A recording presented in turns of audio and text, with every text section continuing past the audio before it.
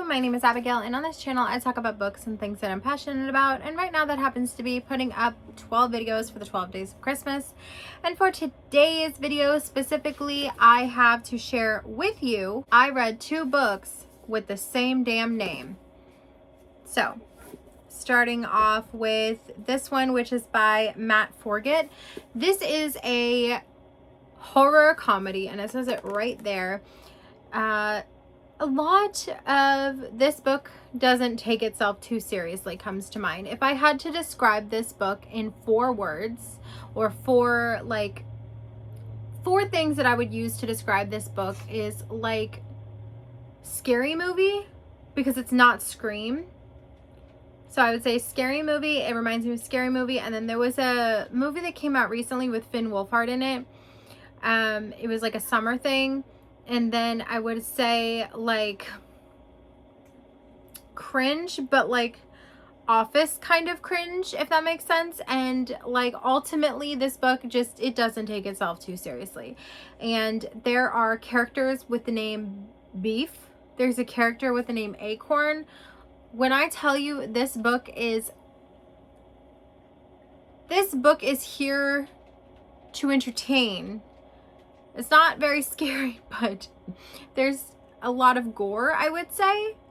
That is my wrap up, I guess. Well, my description, rather, of You Better Watch Out by Matt Forget. And then you have this one right here, which I discovered today. I was today years old when I realized that Murray from Impractical Jokers is one of the authors of this book. So what is this book about? This book is about a bunch of people being taken to a place. They're all kidnapped, and slowly but surely they start dying. And we don't know why. We don't know who is the person who's doing this. We don't know what's happening. And it's like, if I had to use a way to describe this, I would say it's like it takes elements of Saw, but also like elements of Dexter, because like the people that are being taken have done something wrong in their past. And so it's like we've got like a vigilante type situation happening, but we still don't know what is happening, and we don't know why. And that is where I will leave it, because any more would spoil the whole book. I will now send you back into time to when I read these 2 books. You Better Watch Out, X2. It's Sunday, and in my house that means it's laundry day, so I am listening to You Better Watch Out, and I don't have many thoughts so far. I'm about a third of the way through, and so far all we know is that people are being collected and like kidnapped and brought somewhere, and apparently they all have these terrible backstories in which every single one of them has done something wrong. So it's like vigilante, I don't know, it's like 48 hours until Christmas, I guess. And I don't really understand what's happening yet, but I don't think we're meant to. So being that I'm a third of the way through, I actually haven't even touched a single thing of laundry. I've just been on the internet, as one does. And so I think probably I'll finish this today, and then I'll be able to start the other one, which I do have no choice but to read physically. But I don't know, something about these 2 books, when I first got them, I was super excited about them, but now I'm like,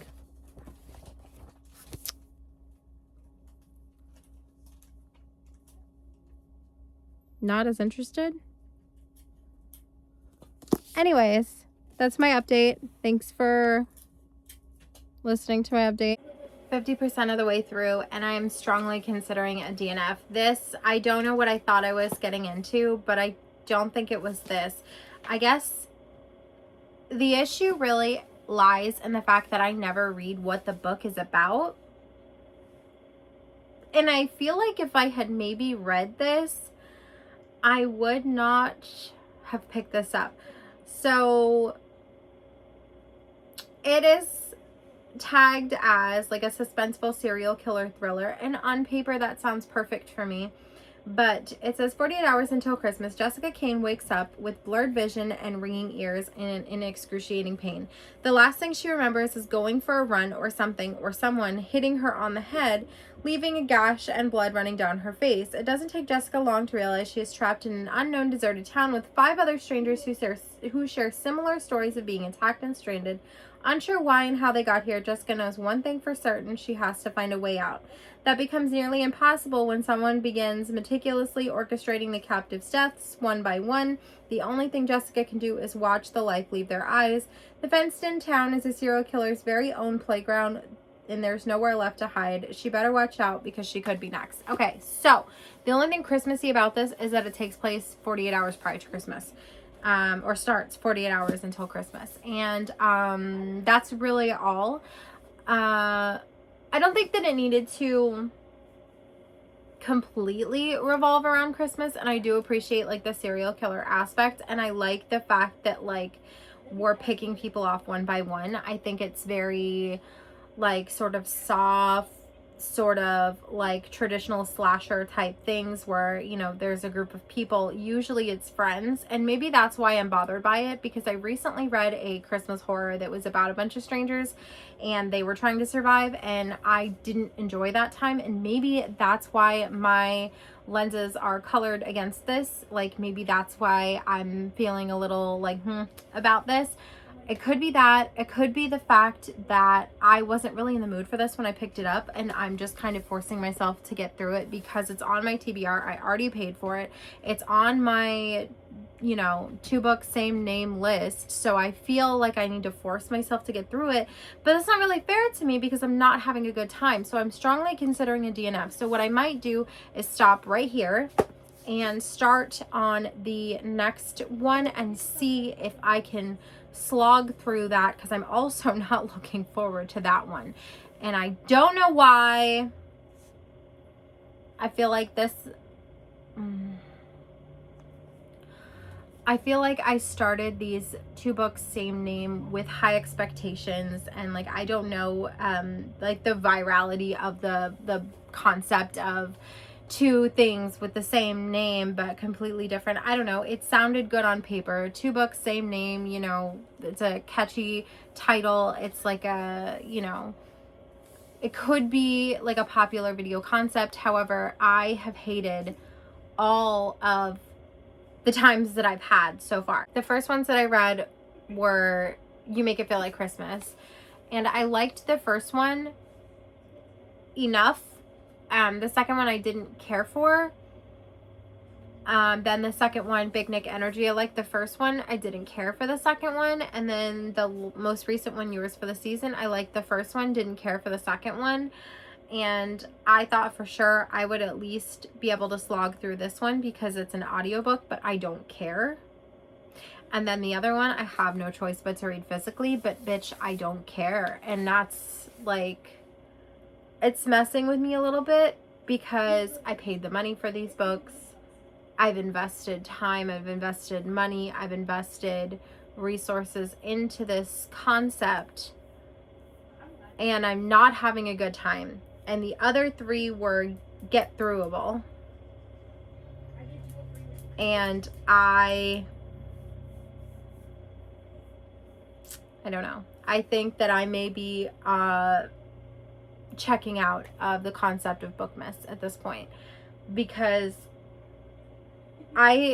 when I was doing the Halloween one, I had 31 books that I wanted to read, and I accomplished it. And so I said to myself, you can do this, because it's only 1, 2, 3, 4, 5, 6, 7, 8, 9, 10, 11, 12, 13, 14,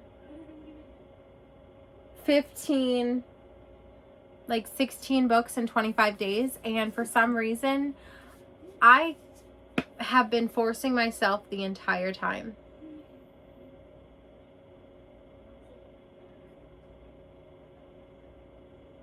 And if you think that you can read 31 books in 31 days, why can't you read 16 in 23? You know?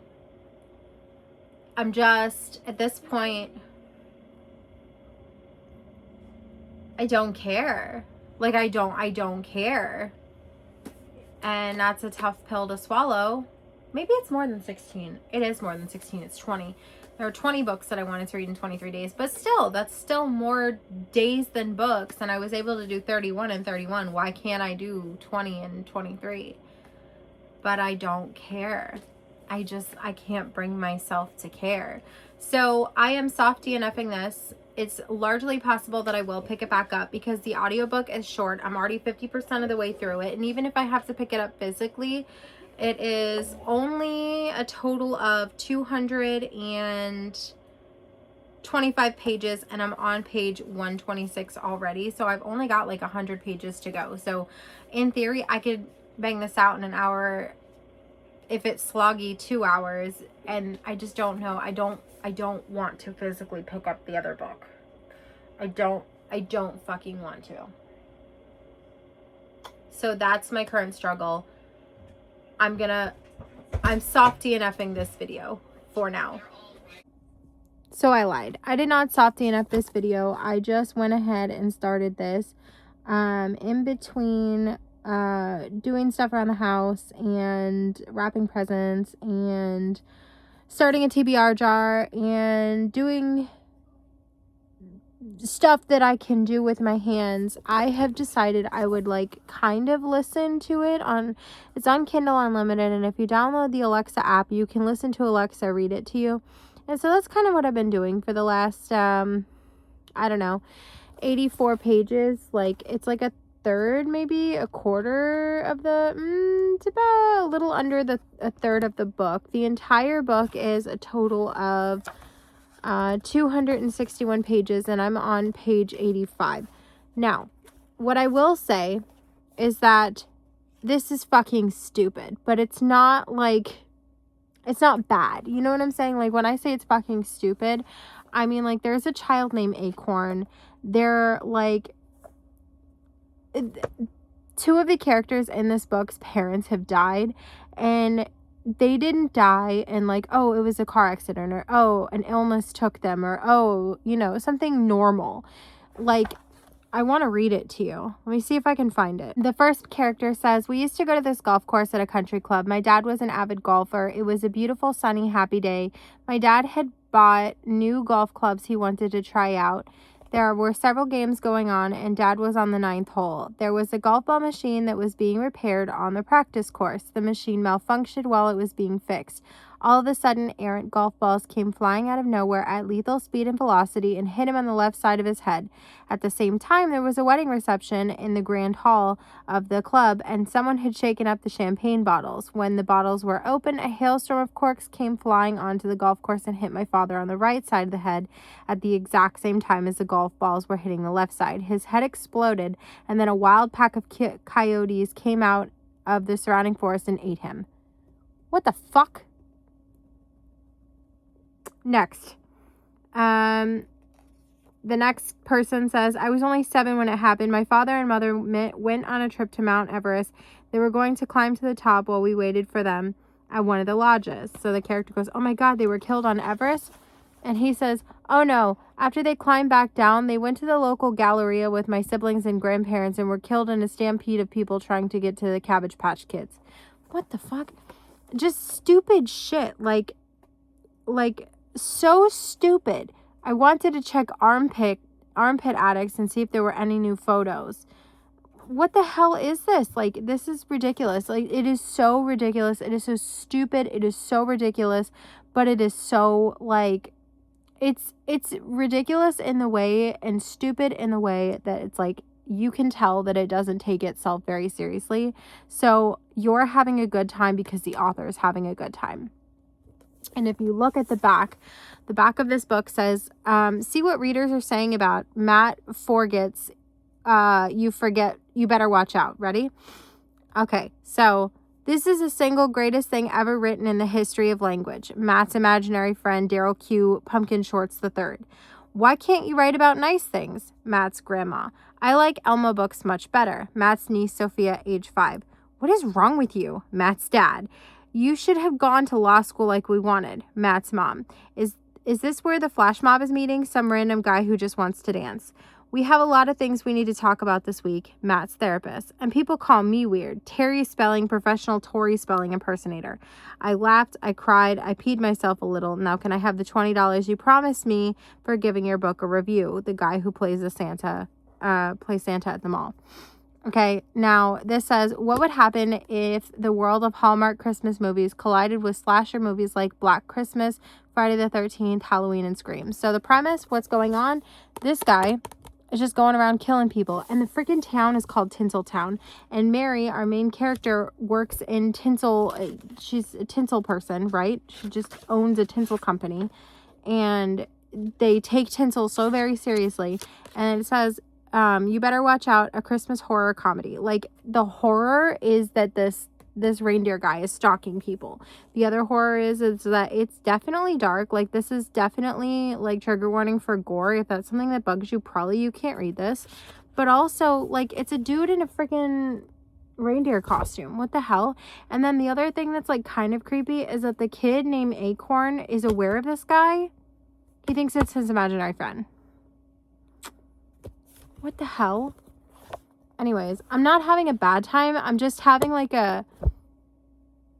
is this serious? Because it's not serious and it doesn't take itself serious. So you're like just having a good time because the author is having a good time. And honestly, of all the times that you could have, I would rather have a good time because the author is having a good time than have a bad time because the book doesn't fucking make sense and I hate it. So I'm having a good time. These people are named Chicken Nugget, Chicken Wing, something else. What the hell is this? Book is wild for real. There is a character named Beef. While I wish I was joking, I am not really offended by this. If anything, I think it's funny. I just got to 166, the part where the nightmare is over. Also, check out my little holly berry and my glamorous, what is this? Christmas Eve is the 24th. Christmas Eve is the 23rd. So I'm on Christmas Eve. This is my Christmas Eve fit. And I also have, it says making spirits bright. Okay. Anyways, long story short, I am having a fairly okay time with this. I mean, it's a little cringe, but it's not cringe in the way that's like stop reading cringe. It's cringe in the way that's like this dude has a pretty gnarly sense of humor. And while I don't necessarily have listen, I'm not offended by it, is what I'm trying to say. So, I'm not offended by it. I'm having a pretty okay time. This is where I'm at. I got like right around 100 pages to go, I think. Yeah. Yeah, right around 100 pages to go. So, hopefully I can finish that. And then I have not touched this version at all of You Better Watch Out. So, I broke my second is the worst little curse that I had going. So, good for me, I guess. Alright, I'm gonna go inside and go work. I finished it. So here are my notes. Wow, I did not see the ending coming. The big bad guy, I didn't see him coming. And then my other note was, wow, that was a pretty damn fun book. So that's what I got. I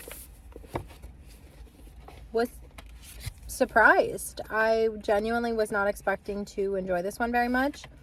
I was dreading going into it. But I had a really decent time. So I think 4 stars is generous, but I think it's a 3.5. I think it's a 3.5, and I feel pretty confident in that because it's not a 4-star. This is not, I mean, while the ending, look, it's a 4-star for what it is, but when I sit it next to the rest of my 4 stars this year, it's not a 4-star, but it was a 4-star for what it is, a horror comedy. It reminded me a lot of, there was a movie that came out recently that had Finn in it, Finn Wolf. I don't remember. It's like a summer camp thing. My entire opinion on this book changed when the who of the whodunit was revealed. I was pretty impressed, I'm not gonna lie. I did not clock it. Maybe if I had spent more time actually invested into it rather than kind of letting it happen around me, because I'm not gonna lie to you, towards the middle part of this book, I just did not give a single fuck. Not one fuck to give, to be completely honest. So I feel like maybe if I was paying more attention, maybe I would have clocked the who of the whodunit. But because I didn't, I'm giving it 2.5 stars instead of 2. Or should I go 3? 2.5 stars. 2.5 stars for this book. I think that this will do something for somebody, but I think that by this point in the month, anything that I've read has pissed me off because I am exhausted. I have done this thing to myself where I force myself to read things because I already bought them, because they make a good title, 2 books, same name kind of thing. And now I'm looking at all the books that I read this month, and I think I've only really truly enjoyed